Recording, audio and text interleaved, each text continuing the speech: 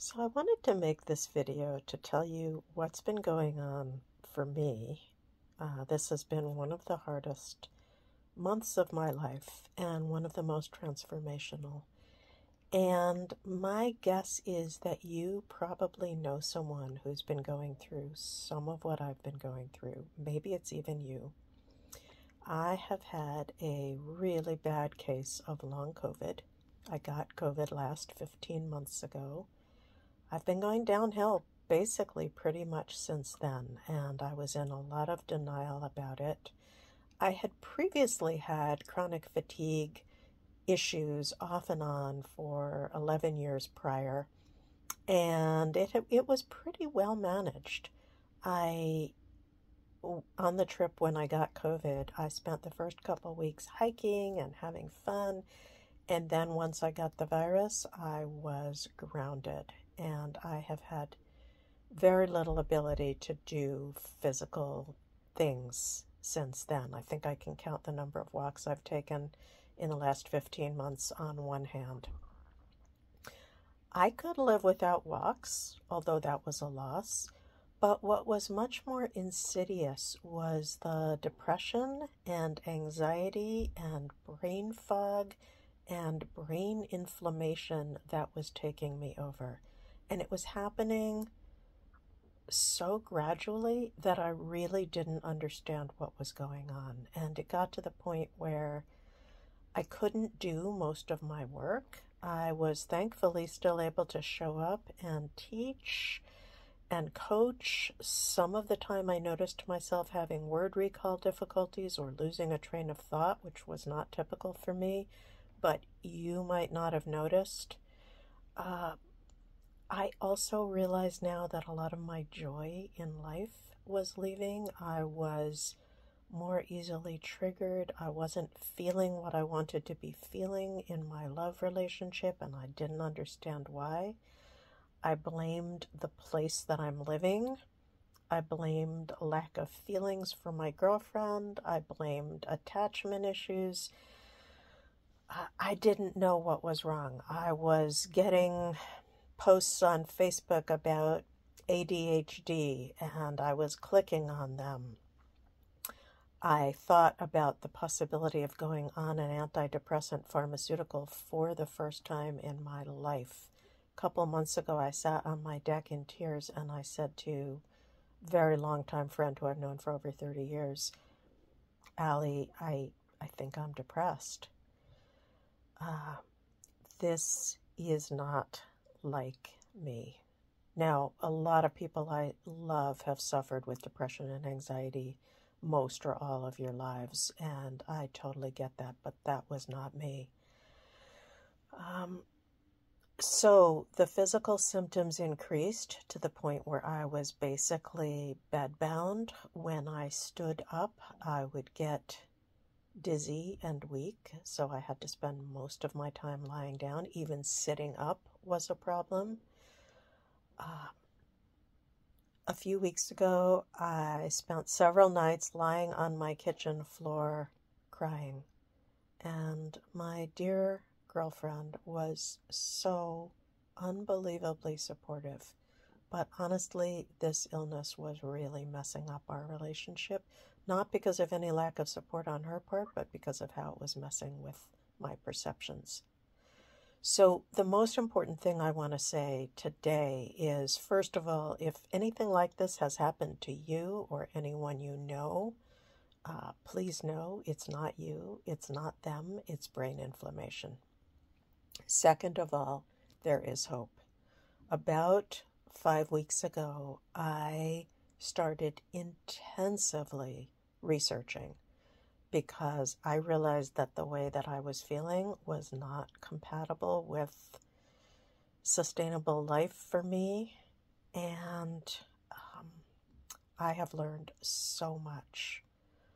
One of the great things is that 11 years ago when I first got sick with chronic fatigue, there wasn't that much helpful information out there. Now there is, because of long COVID, because unfortunately millions of people have long COVID. which is basically, I now understand, the same as chronic fatigue.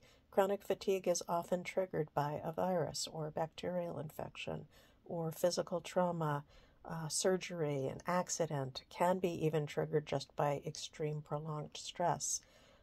In my case, I don't know what the original trigger was, but it was made much, much worse by my case of COVID 15 months ago. One thing I did, this is kind of a tale of two communities. I went on Facebook searching for support. I joined a long COVID support group, and I joined another group of people using a particular safe but experimental treatment for COVID. In the first group, basically 90% of the posts are anguish. It is people who have had an array of symptoms, who have lost the ability to work, who have most of the symptoms I had, and in some cases more. They've had them for years. They have very little hope. Doctors are not helping them. Every other post is full of weepy face emojis, and I don't know how much longer I can go on like this. And I have deep compassion for that group of people, and reading those posts did not help me. The group that did help me is a group of smart, determined, motivated risk takers who reached, each of them, through a painful radicalization process. In my case, this happened many years ago. For some people, it's just happening now.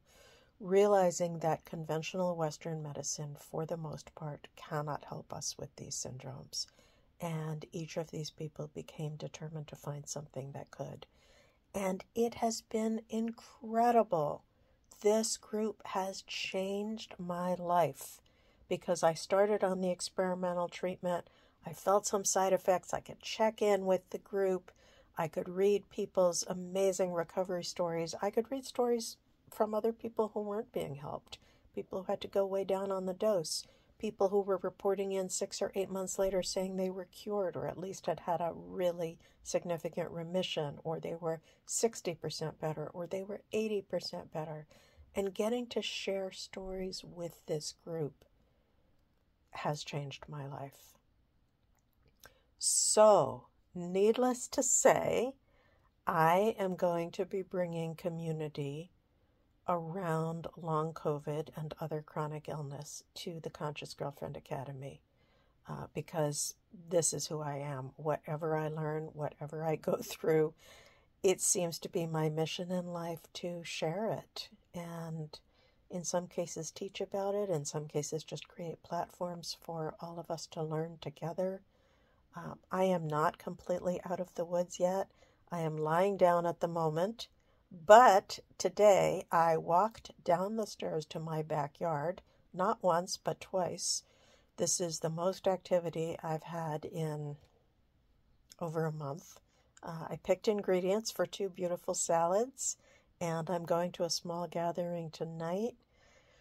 Not completely sure how that will go. As you can see, I'm resting up before going, but I am hopeful. The biggest thing that has happened I don't even know. There's so many big things that have happened. I hit the lowest of the lows about a month ago, honestly. And I have gone through brain and body transformation. Some of the supplements I found and have been taking, and honestly, I don't even want to call them supplements because they're not supplementing anything. They are medicine. I have found a number of over-the-counter, not widely known about medicines that have been restoring my brain. I am increasingly able to work again, and I am experiencing an emotional capacity and an open-heartedness. And some of the other changes I have worked so many years to try to integrate. It's getting a whole lot easier now with my brain being less inflamed. Of course, it's having incredibly positive impact on my relationship. And I also literally just a few days ago found a supplement, aka medicine, that within hours took away the dizziness so that I didn't have to keep lying in bed all the time. Now, part of what I've learned is that with these kinds of fatigue conditions like long COVID, our genetic variations play a huge role in both what we experience and what we respond to. So the particular medicines I have found may not be your medicines, but I have felt enough change in just a few weeks that I am absolutely confident that I am going to get through this thing. I am going to feel, I don't know if it'll be weeks or months from now, but I am going to feel better than I have felt in a very long time, maybe even ever. And I believe you can get there too. So I just wanted to share this with you.